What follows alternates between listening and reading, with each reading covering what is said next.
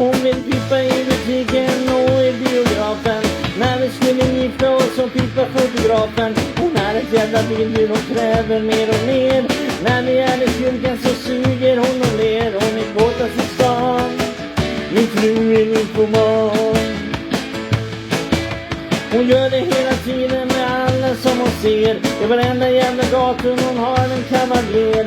En gång var hon på möte med hela hennes jobb. Det blev en jävla orgie som filmades av Bob. Hon är kåtast i stan. Min fru är nypoman. En gång var vi i Grekland och skulle åka båt. Jag träffade hon Abdullah och hon blev jättekåt. Han var en riktig bilder med ballet som en häst. Av alla kåta herrar så var Abdullah bäst. Hon är kåtast i stan. Min fru är nypoman. I hennes könsorgan finns plats för hela stan.